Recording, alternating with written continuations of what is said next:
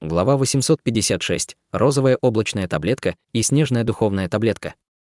Монарх расщепления души тревожно вскрикнул: «А! Кажется, это фрукт возвышенных сновидений». Он уже стал темно-фиолетовым, его целебные свойства проявляются по достижении возраста более 10 тысяч лет. Подавив волнение в своем сердце, Хань Ли сказал спокойным тоном: «Неизвестно, как долго существует этот заброшенный сад духовных растений. Было бы странно, если бы его потенциал был менее 10 тысяч лет». Однако он не стал сразу же собираться фрукты, а просто взглянул на них и повернулся в направлении другого уголка сада. Драконья трава. Ветреные духовные цветы.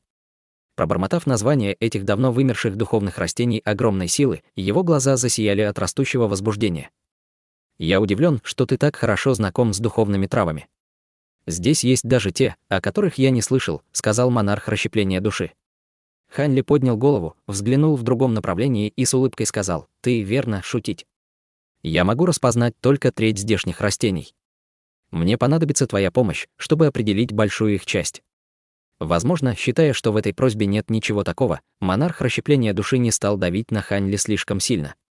Вместо этого он холодно фыркнул и сказал: «Хотя я изучал изготовление таблеток, я не слишком углубился в это, поэтому я только смогу помочь тебе идентифицировать их». «Вон там», — Хань Ли кивнул, слушая его. Затем он призвал зеленую нефритовую пластинку в свою руку и погрузил в нее свое духовное чутье, оставаясь неподвижным, словно исследуя ее. Монарх расщепления души тактично молчал, пока Хань Ли делал это. Спустя промежуток времени, за который можно было закончить обед, Хань Ли убрал свое духовное чутье с нефритовой пластинки с задумчивым выражением на лице. Эту нефритовую пластинку ему передала культиватор Шасун из секты Дрейфующего облака, и на ней было записано множество древних духовных растений и формулы таблеток. Он полагался на нее для распознавания множества духовных растений в этом саду. Просмотрев табличку, Хань Ли обнаружил две древние формулы таблеток, которые он смог изготовить прямо сейчас. Он использовал несколько древних духовных трав, которые нашел в саду, а также несколько материалов, которые он получил в обмен на медную лампу в битве на границе. С этими ингредиентами у него едва хватило материалов для создания так называемой розовой облачной таблетки. Согласно формуле этой таблетки, она способствовала прогрессированию культивации и была редкой даже во времена древности. Ее целебная сила была чрезмерна для культиватора ранней стадии зарождающейся души, такого, как Хань Ли, и больше подходила для культиватора средней стадии. Если бы Хань Ли принял ее, часть лекарственной силы этой таблетки была бы потрачена впустую, а его меридианы бы взорвались от перенасыщения, вызывая сильную боль.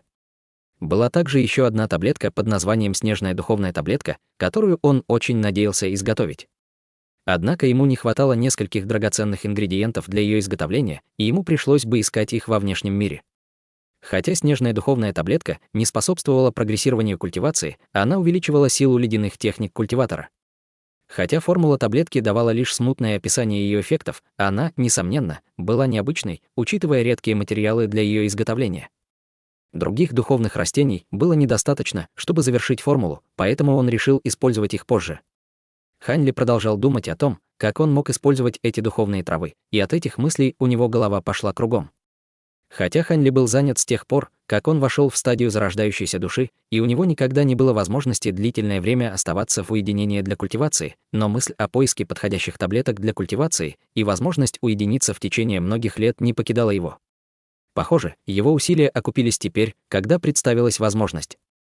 Если розовая облачная таблетка была такой же чудесной, как описывалось в формуле, она могла бы подтолкнуть его к пику ранней стадии зарождающейся души.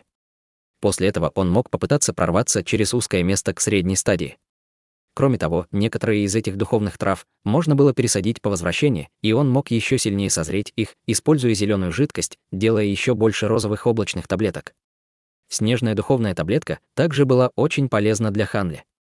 Его небесное ледяное пламя и высшее фиолетовое пламя были ледяными способностями, и таблетка подходила для повышения их силы. Закончив обдумывание своих предварительных планов, Хань Ли глубоко вздохнул, и на его лице появилось редкое выражение счастья. Если бы все пошло по плану, опасности, которые он выдержал в долине падения демонов, а также уничтожение различных сокровищ и марионеток, стоили бы того. Единственное, что его беспокоило, это потеря двух его облачных бамбуковых мечей с золотой эссенцией. Однако, поскольку эти два меча были его магическими сокровищами, связанными с его душой, ему не нужно было бояться, что их захватят другие, поскольку они будут связаны с ним, пока он дышит.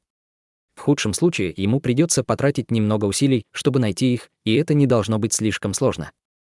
Если бы Хань Ли знал, что его летающие мечи попали в руки высшего демона, он не был бы так спокоен. Затем, недолго думая, Хань Ли похлопал по сумке для хранения и достал более десятка нефритовых коробок разных размеров, подвесив их в воздухе. Затем Хань Ли стал тщательно собирать духовные травы. Закончив выкапывать одно растение у корней, он оставлял его в покое и медленно пробирался через разные поля растений. Независимо от того, какими бы духовными растениями они ни были, Хань Ли вырывал из каждого растения по одному отростку, чтобы он мог дальше питать их снаружи. Покончив с этим, выражение его лица стало мрачным. Казалось, в саду было 3 духовные травы, которые нельзя было пересаживать. Было одно растение, которое было похоже на фрукт духовного роста.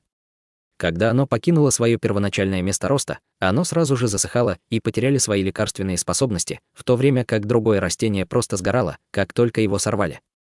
Третий вид растения был особенно странным, оно в страхе испарялось и превращалось в жидкость. Хань Ли чувствовал себя особенно раздраженным. В этом мире было несколько духовных растений, которые нельзя было пересаживать, но в этом саду было целых 3.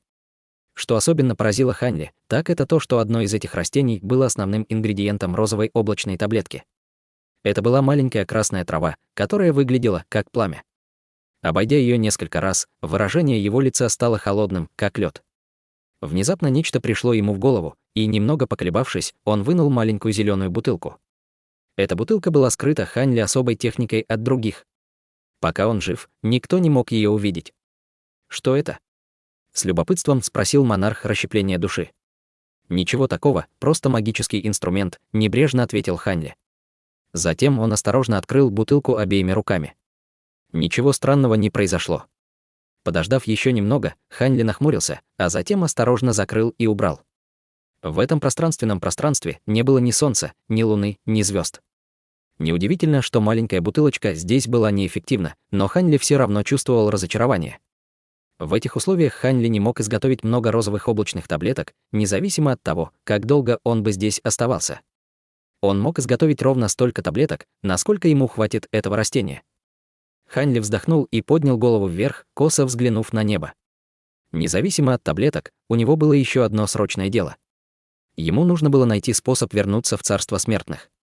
На этот раз у него не было другого человека, с которым он мог объединиться, и, осмотрев пространство духовным чутьем, он не обнаружил никаких нестабильных областей ни в одной из стен. Он пытался смотреть вверх и вниз, но какое-то ограничительное заклинание отражало его духовное чутье. Серебряная луна давно ушла в землю благодаря своим техникам земляного движения, чтобы осмотреться там. Все, что ему оставалось, это лично проверить, что было наверху в серых облаках. Учитывая недавнее проявление силы ограничений, Хань Ли не желал небрежно провоцировать свою собственную смерть. Он задумчиво опустил голову, как вдруг земля сверкнула серебряным светом. Серебряная луна появилась снова и поспешно приветствовала Хань Ли. «Мастер, я закончила осмотр. Хотя внизу есть ограничение, оно фрагментировано. Мне удалось вырыть яму, но я не нашел ничего интересного. Боюсь, я вынуждена разочаровать мастера», — с сожалением сказала она. Хань Ли просто кивнул с неизменным выражением на лице, а потом поднял голову к небу и сказал: «Все в порядке. Я так и думал, что в земле нет разрыва. Мастер планирует поискать наверху». С беспокойством спросила серебряная луна. Хань Ли твердым голосом сказал: «Да. Поскольку в стенах и земле нет дыр, мне остается только рискнуть и подняться. Поскольку серебряное пламя убило только высшего демона, оно не должно действовать на человеческих культиваторов. В противном случае, я действительно могу оказаться здесь в ловушке до конца своей жизни». Затем его тело засияло лазурным светом, и он поднялся в небо.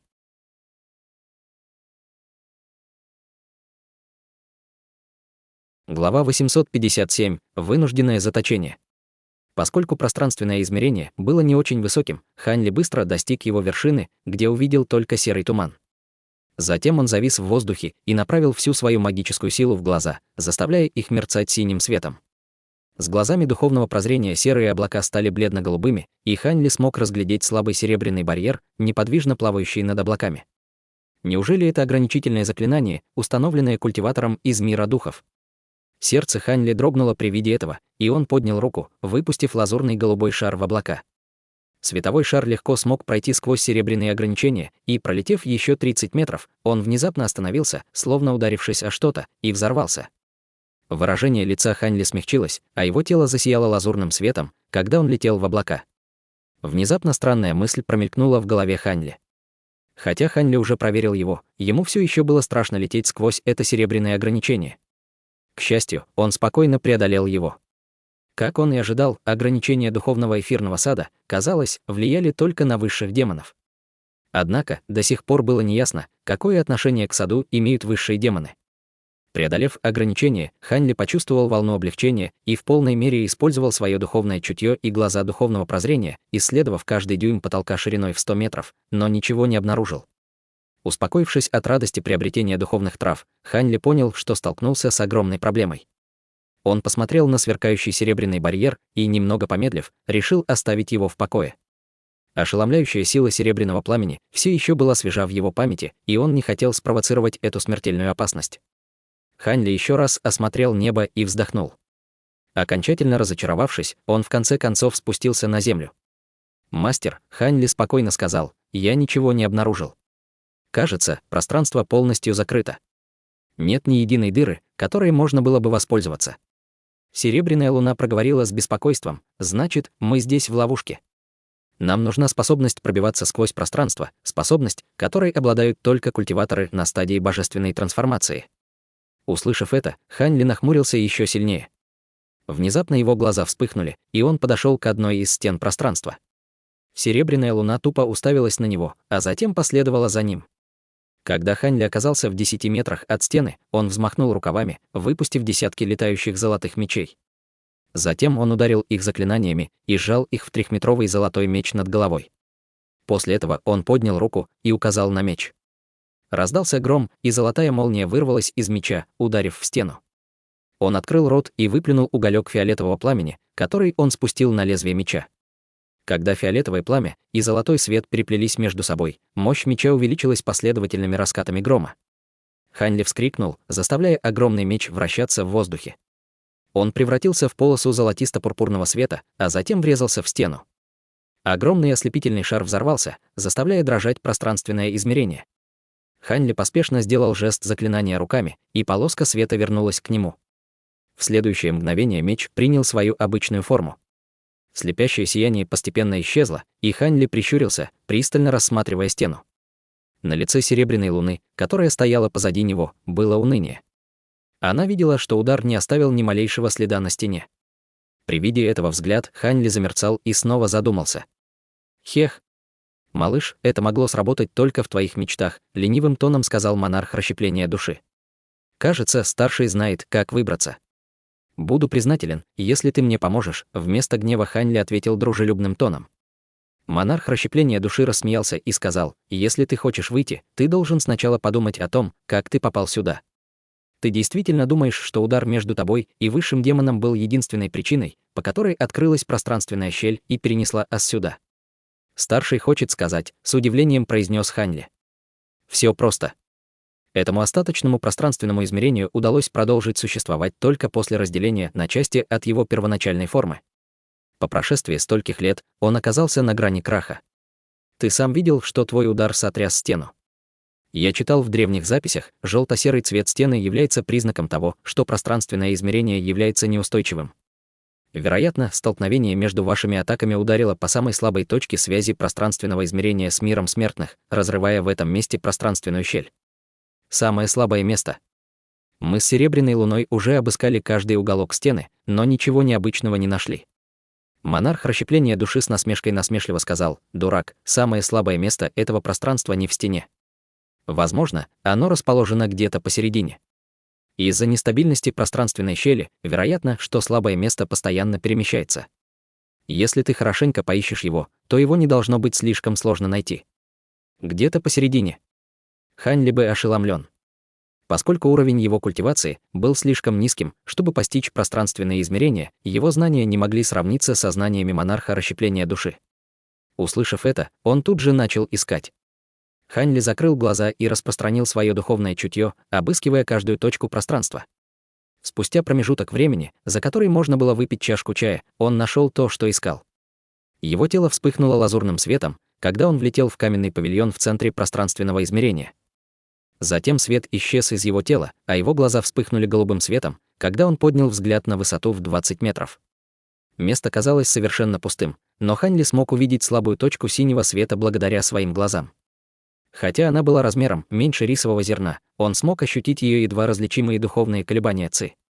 Хань Ли обрадовал и тут же щелкнул пальцами, призвав в руку алый меч. «Что ты хочешь использовать этот меч?» Странным тоном проговорил монарх расщепления души. «Так и есть.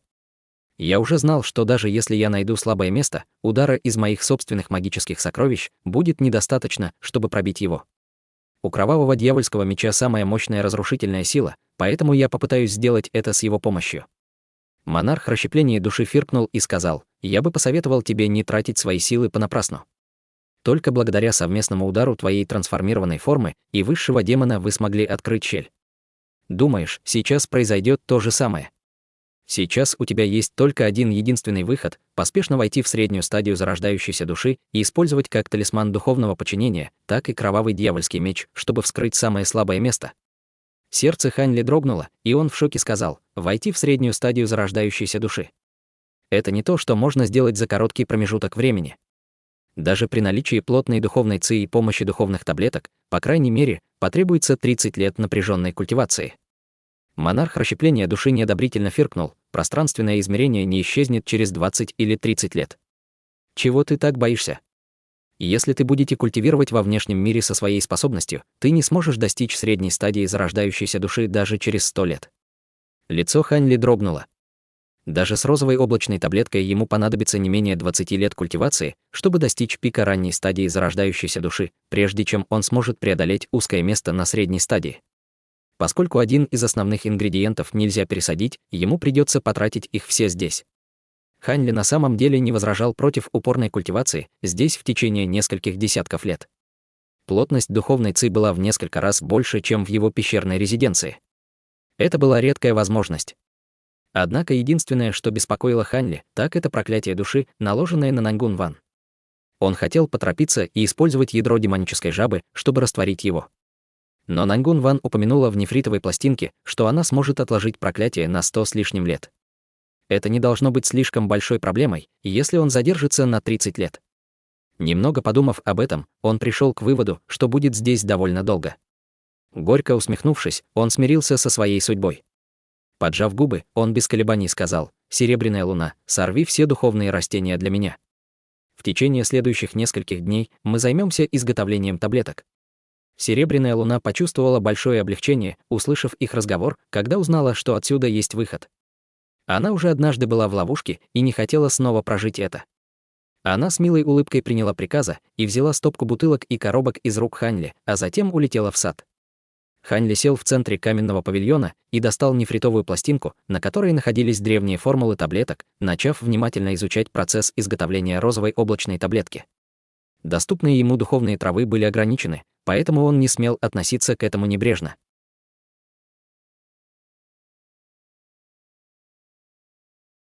Глава 858. Побег.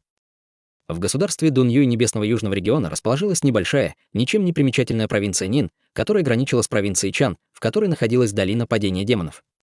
Провинция Нин была отделена от провинции Чан бесконечной горной цепью и состояла в основном из пустыни с редкими деревьями и реками. Кроме того, повсюду были лишь скудные духовные жилы, которые захватили небольшие кланы культиваторов. Но эти жилы были бесплатные, поскольку не было никаких крупных фракций, которые боролись за землю. На юго-западе провинции Нин располагался горный хребет под названием Горы Духовной Чешуи, где находилась одна из многочисленных духовных жил. Сама горная цепь простиралась всего на 50 километров, а ее духовая вена всего на 5. Самая высокая гора из горах Духовной Чешуи и две ее маленькие горы были местом, где обосновалось несколько кланов культиваторов. Учитывая небольшой размер области, 3 горные вершины были разделены между 3 кланами — кланом Хуан, кланом Ли и кланом Ван. Все эти кланы были маленькими и образовались совсем недавно. Даже у самого сильного среди них, клана Хуан, было максимум 2 культиватора стадии заложения основ. Ученики их сект были всего лишь низкоранговыми культиваторами стадии уплотнения ци, большинство из которых были только на 4-м уровне. Нескольким тысячам членов клана, у которых не было духовных корней, пришлось поселиться в окрестностях горы Духовной Чешуи. 3 клана были не только близко расположились между собой, но и отношения между ними были дружеские. За последние 100 лет многие из учеников в 3 кланах даже поженились друг на друге, образуя более глубокие узы. Однако, если тщательнее исследовать это место, можно было обнаружить, что, хотя жилы гор духовной чешуи были скудными, на вершине главной горы был безымянный духовный источник. Хотя духовный источник нельзя было сравнить с духовным колодцем, он все равно был очень полезен. Когда вода из него смешивалась с духовными травами, из нее можно было приготовить духовный чай, который мог бы очистить сущность учеников до 6-го слоя стадии уплотнения ци и ниже, принося пользу их будущей культивации. Хотя 3 клана знали, что это не очень хорошая область для культивации, духовный источник был главной причиной, почему они здесь оставались. Хотя духовный источник оказывал чудесное влияние, вода из источника текла только несколько дней в году, и этого было недостаточно для использования кланами. В результате старейшины кланов пришли к решению закрыть источник и открывать его раз в 10 лет. Количество воды, накопленное за 10 лет, было достаточным для 3 кланов для разового использования. В результате клан принимал учеников раз в 10 лет, чтобы вода не текла понапрасну. У 3 кланов не было другого выбора, кроме как тщательно охранять его, открывая его каждые 10 лет для использования их юными учениками. Сегодня, на вершине горы духовных чешуек, состоялась грандиозная церемония открытия источника. Перед черным утесом, высотой 3 метра, выстроились в ряды несколько десятков учеников от каждого из кланов. Они оглядывались по сторонам, едва скрывая волнение. Самым старшим из учеников было по 20 лет, а самым младшим — 11 или 12. Самые сильные из этих молодых культиваторов были на 4-м уровне стадии уплотнения ци, но большинство из них были только на 1-м или 2-м. Впереди всех стояла дюжина пожилых культиваторов на 10-м слое стадии уплотнения ци и выше. В центре стояли 3 старика, 2 на ранней стадии заложения основ и 1 на средней стадии заложения основ. Эта дюжина культиваторов держала в руках флаги заклинаний, стоя перед каменной стеной, напевая заклинание, которое снимало ограничения с источника. На каменной стене висело 8 ограничительных талисманов, каждый из которых пульсировал разноцветным светом. Под руководством 3 стариков дюжина культиваторов ускорила свои заклинания, а затем старики подняли флаги. Спустя короткий промежуток времени 3 стариков одновременно подняли одну из рук и выпустили печать заклинания, поглотив свет в стене и высвободив с нее ограничительные талисманы. В этот момент ученики, держащие нефритовые коробки, быстро подошли и осторожно брали духовные талисманы, а затем отошли в сторону. Эти ограничительные талисманы были редкими сокровищами для небольших кланов, и они боялись лишиться их. Без ограничительного талисмана, который сдерживал горную стену, она вспыхнула ярким белым светом и задрожала. Стоявшие впереди 3 старика одновременно взмахнули своими флагами заклинаний, и с их кончиков вылетели нити света, которые тут же исчезли в белом свете стены. Каменная стена задрожала так, что от нее задрожала земля, а затем стена раздвинулась посередине, обнажив проход шириной в 30 метров. Молодые ученики 3 кланов широко распахнули глаза, сосредоточившись на том, что было внутри. Поскольку все 3 клана рассматривали этот духовный источник как сокровище, обычный ученик, скорее всего, мог увидеть его только раз в своей жизни, поэтому они не хотели ничего упустить. Но, по правде говоря, любой ребенок из клана смог четко описать внешний вид духовного источника. На глубине 30 метров в большом каменном блоке был небольшой бассейн шириной 3 метра. На первый взгляд в наполовину наполненном бассейне была обычная родниковая вода, но она источала неописуемый аромат, который успокаивал тело и освежал душу. Молодые ученики вскрикнул от удивления, но когда бледный безволосый старик повернулся, немедленно заставив всех замолчать одним своим суровым взглядом. Это был старейшина клана Хуан, Хуан Юаньмин, культиватор на средней стадии заложения основ. Его можно считать первым культиватором в горах духовной чешуи. Он внушал уважение не только ученикам своего клана, но и ученикам клана Ван и Ли.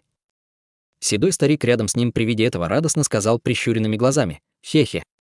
Влияние брата Хуана весьма эффективно. Ты мгновенно усмирил всех молодых учеников.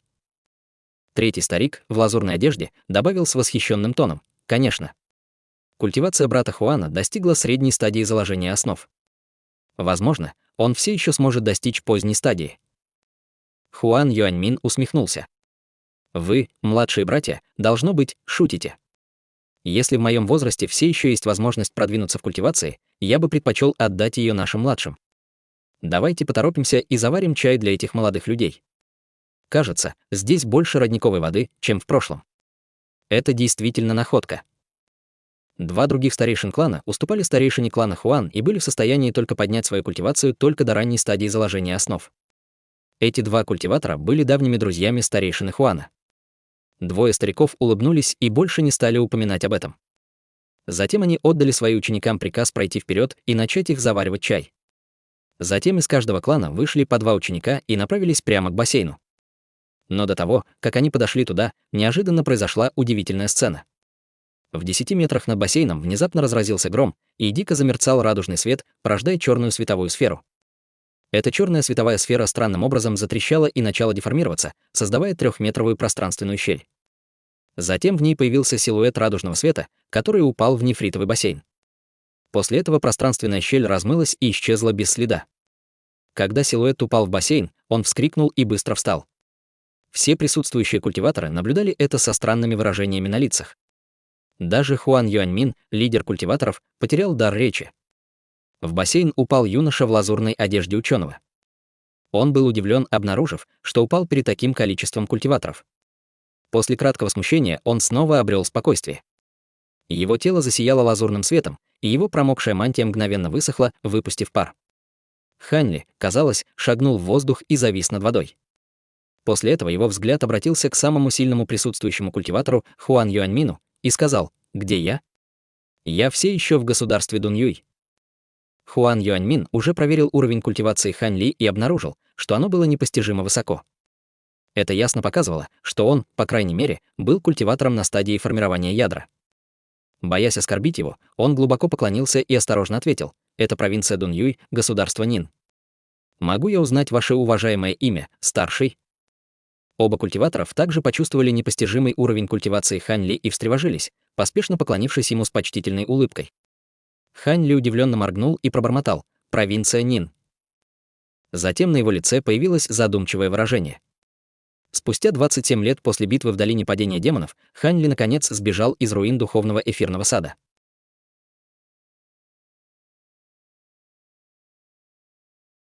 Глава 859. Демон в небесном южном регионе. Когда Хуан Юаньмин и другие культиваторы осмотрели Ханьли, они невольно взглянули в сторону бассейна. После того, как Ханьли упал в наполовину наполненный духовный источник, большая часть его воды расплескалась. Трое стариков почувствовали сильную душевную боль при виде этого, но им оставалось только наигранно улыбнуться перед этим высокоранговым культиватором, чтобы не навлечь на себя бедствие. В тот момент, когда Ханьли расплескал воду, он почувствовал странный запах воды, поэтому он неосознанно взглянул на нее. Случайный взгляд Ханьли заставил 3 стариков почувствовать страха. Все трое охраняли этот духовный источник в течение многих лет. Если бы этот культиватор решил забрать его, все, что они могли сделать, это предложить ему источник без сопротивления. Ханьли скользнул взглядом мимо духовного источника, не обращая на него особого внимания. Вместо этого он повернулся к 3 старикам и сказал: «Прошло много времени с тех пор, как я последний раз был здесь, и не знаю нынешней обстановки в небесном южном регионе. Не могли бы вы, господа даосисты, рассказать мне, что произошло за последние несколько лет?» Почувствовав облегчение, услышав то, что Ханьли не интересовался духовным источником, Хуан Юаньмин с уважением ответил: «Конечно, мы можем рассказать вам, старший. Если вы не возражаете, я бы хотел пригласить вас в наш зал на чашку чая, пока я буду рассказывать обо всем. Я отвечу на все вопросы старшего, насколько это будет в моих силах». 2 стариков рядом с ним тоже вздохнули с облегчением. Ханьли взглянул на нескольких молодых культиваторов поблизости и, подумав, он кивнул: «Хорошо. Я бы о многом хотел спросить, поэтому я вынужден причинить вам беспокойство». «Какое беспокойство?» «Это честь нашего клана Хуан приветствовать такого уважаемого эксперта». Хуан Юаньмин был в восторге и ответил с улыбкой. Затем он отдал приказ нескольким своим ученикам, и те поспешно улетели назад, чтобы подготовиться ко встрече и случайно не оскорбить старшего. После этого он лично показал путь к павильону в центре горы. 2 других стариков также поспешно отдали приказы своим ученикам и отправились в павильон. «Все 3 ваших клана проживают здесь». Какая редкость, по дороге Ханьли задал несколько вопросов об общих обстоятельствах 3 стариков и был весьма удивлен. Старший, должно быть, шутит. «Мы все здесь, потому что нам больше негде обосноваться». «Мы в ловушке», — Хуан Юаньмин ответил с горькой улыбкой. «Я вижу, что молодые ученики ваших кланов обладают достаточной способностью. Почему вы не отправили их в великие секты мира культивации?» С любопытством спросил Ханьли. «Хотя они не могут стать последующими учениками, иметь внешние связи тоже неплохо. Старший может не знать об этом, но, несмотря на многочисленные секты культиваторов в государстве Дунъюй, большинство из них регулярно принимают учеников из кланов культиваторов или просто осуществляют контроль над несколькими кланами. Поскольку мы всего лишь второстепенные кланы, мы не способны привлечь их внимание. Даже если в нашем клане есть несколько особенно выдающихся учеников, я не осмелюсь заставить их войти в секту. Они должны оставаться в клане, чтобы поднять наш престиж. Хуан Юаньмин дал Хань Ли объяснение с беспомощным выражением лица. Эти старейшины клана, безусловно, были бы на уровень выше их нынешнего уровня культивации, если бы они присоединились к большой секте, но это означало бы, что они должны покинуть свои кланы и оставить их беспомощными. Хань Ли просто кивнул в ответ, не продолжая разговор на эту тему, поскольку уже приблизились к группе зданий. Хуан Юаньмин привел Хань Ли к самому высокому зданию. Вскоре они прибыли к входу в павильон, где их почтительно ожидали два ряда учеников. Когда три старейшины клана привели Хань Ли в павильон, Хуан Юаньмин сказал: «Старший, пожалуйста, входите. Хотя в наших горах духовных чешуек нет никаких духовных растений или фруктов, у нас есть приличный чай. Нам хватит на несколько чашек». Хань Ли последовал за ними внутрь. Зал в ширину всего около 100 метров, но этого было более чем достаточно, учитывая, что он принадлежал небольшому клану. Под их почтительным взглядом Хань Ли спокойно сел, а трое стариков остались стоять. Они не посмели поставить себя на один уровень с Хань Ли. Поскольку уровень культивации этих стариков был значительно ниже, чем у него, Хань Ли не стал отказываться от таких почестей. В этот момент красивая ученица принесла поднос с чаем и поставила чашку перед Хань Ли, а затем осторожно ушла. Хань Ли небрежно взял чашку в руку и сделал глоток. Поначалу чай был горьким, но странный вкус вскоре распространился в его рту. «Неплохо. Это действительно редкий чай», — сказал Хань Ли со странной улыбкой на лице. «Уровень культивации старшего невероятен, но ваше лицо незнакомо. Неужели старший не из государства Дунъюй?» — сказал толстый старик. «Нет, я не отсюда. Вам не нужно беспокоиться. После того, как я задам вам несколько вопросов, я уйду. Я не собираюсь оставаться здесь и причинять вам неудобства». Хань Ли не собирался называть свое имя. Он просто взглянул на пухлого старика и загадочно улыбнулся. С тревогой Хуан Юаньмин поспешно сказал, изменившись в лице: «Старший слишком внимателен. Нам очень повезло, что мы встретились со старшим, мы не смеем неуважительно торопить вас». Хань Ли посмотрел на Хуан Юаньмина и махнул рукой. «Все в порядке. Я понимаю, что вы, низкоранговые культиваторы, испытываете страх передо мной. Если вы ответите на мои вопросы к моему удовольствию, я не возражаю, чтобы дать вам несколько преимуществ. В конце концов, это судьба, что мы встретились». Услышав это, Хуан Юаньмин обрадовался и заговорил с еще более уважительным тоном: «И если у старшего есть что-то на уме, пожалуйста, продолжайте и спрашивайте. Хотя наш клан небольшой, мы получаем новости довольно быстро. Наши ответы, определенно, удовлетворят старшего». Хань Ли улыбнулся. Хотя он рассчитывал, что они не будут лгать, даже если он не предложил бы никаких наград, они наверняка ответили бы в меру своих возможностей, если он это сделает. Скорее всего, они проявят инициативу, чтобы дать более точные детали. Хань Ли взглянул на троих и спокойно сказал: «Так как вы очень близки к провинции Чан, вы, наверняка, знаете немного о культиваторах, которые вошли в долину падения демонов в последний раз, когда она открывалась. Можете ли вы рассказать мне о том, что случилось?» Долина падения демонов. «Да, мы знаем об этом», — услышав слова Хань Ли, Хуан Юаньмин был немного озадачен, но, тем не менее, сразу ответил. Затем он вспомнил соответствующую информацию и сообщил: более 20 лет назад большое количество культиваторов вошло в долину падения демонов в поисках сокровищ. Поскольку секта духовного призрака нашла безопасный способ войти в долину, несколько сотен культиваторов формирования ядра и десятки культиваторов зарождающейся души пришли на поиски сокровищ древних культиваторов. Однако долина дьявола была по-настоящему опасной. Большинство культиваторов, которые вошли в долину, остались на ее окраине и погибли от ограничительных заклинаний и пространственных щелей, которые там были. Менее половины этих культиваторов смогли вернуться живыми.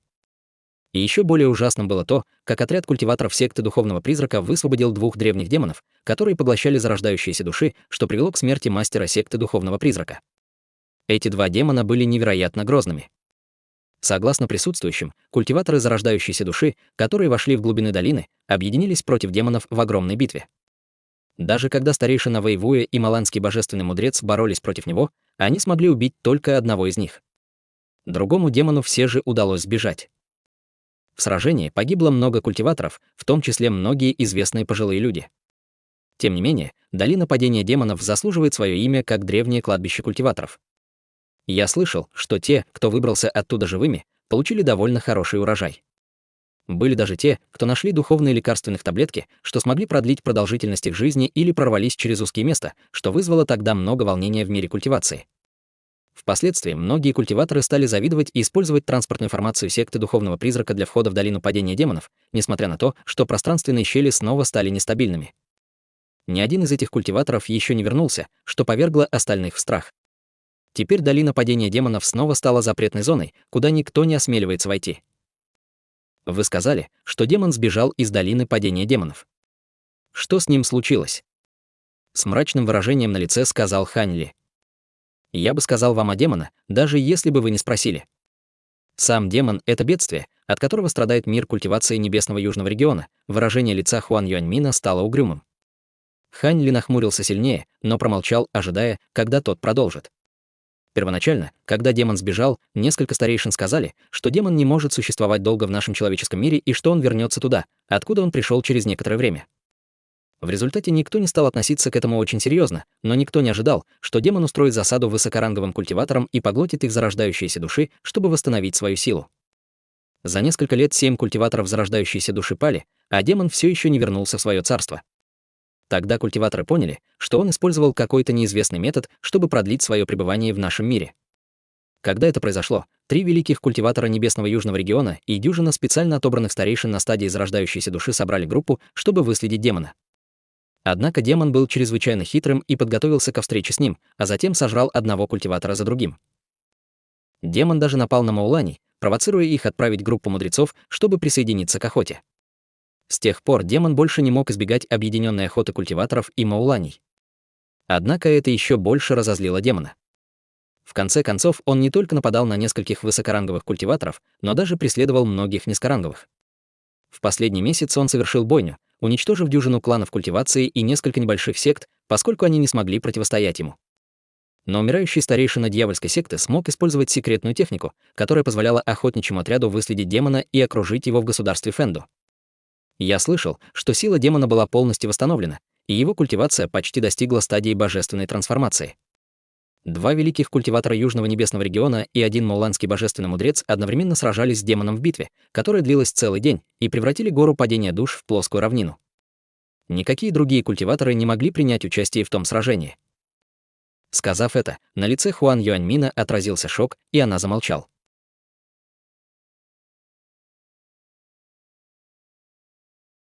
Глава 860. Водоворот. Услышав это, Хань Ли был обескуражен. Объединенные силы 3 культиваторов поздней стадии зарождающейся души не смогли одолеть высшего демона за короткий промежуток времени.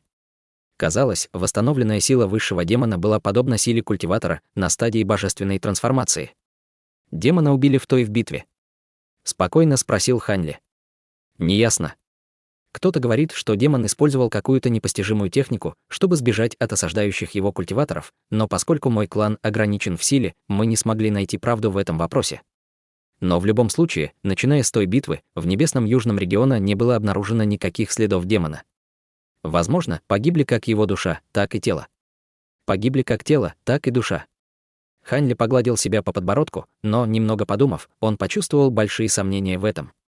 Если бы они действительно убили демона, великие культиваторы не стали бы это скрывать. Скорее всего, произошло нечто странное, и они пытались скрыть правду. Однако, учитывая, насколько странной была эта информация, возможно, демон получил тяжелые ранения в битве и был вынужден бежать, чтобы восстановить силы, или что он полностью покинул небесный южный регион. Подумав, Хань Ли почувствовал, что это было вполне возможно. Сейчас он не мог выяснить правду по этому вопросу, он решил пока отбросить его в сторону. «Господин даосист Хуан, что-нибудь еще произошло с того момента?» Немного подумав, Хуан Юаньмин сказал, за последние несколько лет произошло несколько вещей, хотя их нельзя сравнить с появившимся демоном, они достойны внимания. Вскоре, после исчезновения демона, в бескрайнем море, которое граничит с государством Си, появился странный водоворот. Водоворот высвободил большое количество духовной ци и начал очищать близлежащую воду. Кроме того, вокруг водоворота появилось 7 небольших островков. Каждый из этих островов излучает удивительную духовную ци, поскольку каждый из них обладает редкой духовной веной высшего ранга. 3 великих культиватора небесного южного региона даже провели собрание по поводу владения островами, в котором участвовало много сект. В конце концов, маленькие острова были разделены на 7 больших сект. Говорилось, что водоворот неизмеримо глубокий. Было множество культиваторов, которые думали исследовать его, но водоворот оказался слишком сильным. Я слышал, что мастер Сун, один из 3 великих культиваторов небесного южного региона, тоже попытался его исследовать, но, опустившись на 10 километров глубиной, он не смог выдерживать его давление и вернулся назад. Великий водоворот. Что-то подобное и правда появилось. Хань Ли был очень удивлен его словами. Разве я бы стал обманывать старшего? Новости об этом распространились несколько лет назад. Если бы старший спросит кого-нибудь другого, я уверен, что он будет узнать, что это правда, Хуан Юаньмин ответил с улыбкой. Хань Ли кивнул и почувствовал, что это было довольно интересно. Затем он спросил его о других вопросах, особенно в отношении передвижений племен Мауланей и даосистов праведного и дьявольского Да. Хуан Юаньмин отвечал очень откровенно, а 2 других стариков иногда перебивали его дополнительными подробностями. Выслушав все, что произошло за последние годы, Хань Ли почувствовал себя спокойно. Помимо водоворота и высшего демона, другими значительными событиями были появление духовных растений и сокровищ, а также война против сект культиваторов. Эта новость мало что значила для Хань Ли, но он продолжал внимательно слушать 3 стариков. Между тем Хань Ли не спрашивал ничего о секте дрейфующего облака. В конце концов, это место было слишком далеко от государства Си. Этот маленький клан не мог знать подробностей об этом. Если бы он хотел знать, что с его сектой, ему пришлось бы отправиться в торговый город или вернуться в само государство Си. Хань Ли был удовлетворен ответом стариков и провел рукавом по столу перед собой, вызвав пару сверкающих золотых коротких копий во вспышке лазурного света. «Спасибо, что рассказали мне обо всем. У меня нет ничего удивительного, но я могу дать вам 3 этих сломанных золотых копий. Большое спасибо за подарок старшего. Это высокоранговые магические инструменты». Хуан Юаньмин на мгновение осмотрел золотые копья, а затем поспешно поблагодарил Хань Ли. Несмотря на их силу, ни у кого не было ни единого высокорангового магического инструмента. Но поскольку их было немного, они высоко ценили каждого из них. Естественно, они были очень рады приобрести что-то столь ценное, просто ответив на вопросы Хань Ли. Хотя эти сломанные золотые копья всего лишь высокоранговые магические инструменты. Я приобрел их в прошлом, потому что нашел их интересными, и с тех пор они остались в моем распоряжении. Теперь я передаю их вам. Не стоит недооценивать их. Хе-хе. Поскольку я дал вам обещанную награду, я покину вас. Возможно, если судьба снова сведет вас, можете называть меня старейшина Хань. Сказав это, его тело засияло ярким светом, и он вылетел из павильон в полоске лазурного света. Во вспышке света он пересек небо и исчез за горизонтом. 3 стариков были ошеломлены. Не ожидая, что Хань Ли улетит так бесцеремонно, они проглотили слова благодарности и посмотрели на пару золотых копий на столе. «Как щедро с его стороны легко дать нам пару высокоранговых магических инструментов», сказал пухлый старик, глядя на золотые копья.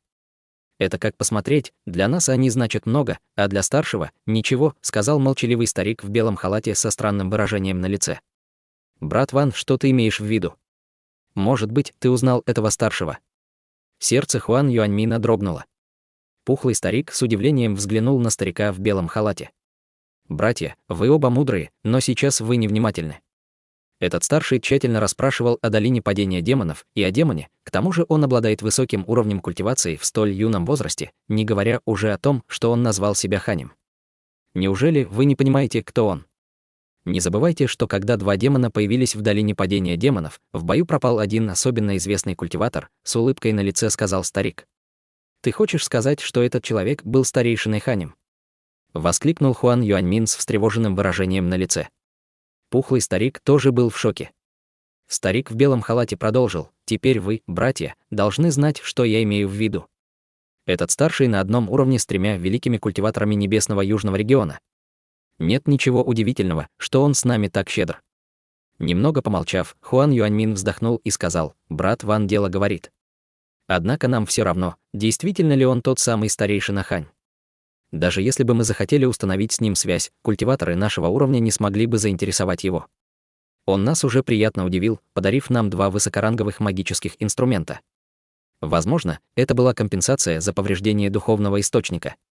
Давайте сначала поговорим о том, что мы будем делать с этими копьями, прежде чем продолжим». Хотя это была возможность, которую трудно было найти, они не смогли бы привлечь внимание такого культиватора, как Хань Ли, поэтому не было никакого смысла испытывать сожаление по этому поводу. Когда 2 стариков услышали Хуан Юаньмина, они отложили дальнейшее обсуждение личности Хань Ли и посмотрели на золотые копья. В конце концов, копья были весьма ценны и находились прямо перед ними. Затем трое начали свои дискуссии о том, что с ними делать. Когда трое старейшин клана начали свое обсуждение, Хань Ли был уже за 50 километров. Ему едва удалось вырваться из пространственной щели, и очень повезло, что он появился в государстве Дунъюй, поскольку пространственные щели были переменчивы и постоянно блуждали. Это не было бы сюрпризом, даже если он оказался в районе за 1000 км отсюда. Монарх расщепления души вдруг заговорил в голове Хань Ли: «Малыш, куда ты сейчас направишься? Вернешься в секту дрейфующего облака. Мне все еще не хватает нескольких материалов для марионеток, которые мне нужны. Мне нужно их собрать». Хань Ли нахмурился и сказал: «Я знаю об этом, но материалы, которые тебе нужно, сложно найти.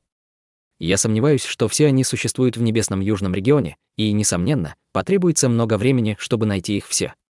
Монарх расщепления души фыркнул и раздраженно сказал: «Ты веришь, что я могу подождать еще 80 лет? Если ты не сможешь найти их в небесном южном регионе, отправляйся в империю Цзинь. Там ты сможешь найти любые редкие материалы, если у тебя достаточно духовных камней. Я уже говорил, что если я не смогу изготовить свою великую марионетку, я предпочту уничтожить технику, чем передать ее тебе». «Будь спокоен», — вздохнул Хань Ли и сказал мрачным тоном: «Я всегда хотел отправиться в империю Цзинь. Разве не ты говорил, что дьявольская ци в моем теле слишком тяжелая? Что, если я использую кровавый дьявольский меч еще 2 или 3 раза, то мое тело начнет разрушаться? Не забывай, что я не смогу добиться никакого прогресса после средней стадии зарождающейся души». «Хорошо, если ты знаешь», — сказал монарх расщепления души, а затем добавил радостным тоном: «Сначала мне показалось странным, как ты заразился таким большим количеством смертельной ци в таком молодом возрасте. Я был суровым персонажем во время моего пребывания в мире, но у меня не было даже 1/10 доли твоей смертельной ци. Так что это странно на самом деле. Разве не было бы лучше изменить свое искусство культивации, чтобы ты смог использовать смертельную ци для прогресса в своей культивации? Конечно, это приведет тебя к восхождению к царству высших демонов, а не к духовному царству, когда ты достигнешь стадии божественной трансформации.